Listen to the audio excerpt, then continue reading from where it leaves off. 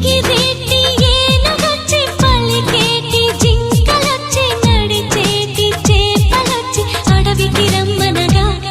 ఆ కోనల్లో కొమ్మల్లో ఉయ్యాలుగేసి ఆ కొమ్మల్లో పళ్ళన్నీ రుచి చూసి ఆ పళ్ళల్లో మైకంతో మోహం కమ్మేసి చలిగా గిలిగా తొలిగా త్వరగా అటుగా ఇటుగా మరి నువ్వే నాకు ముద్దిస్తావని తడివేదాలు ముద్రిస్తావని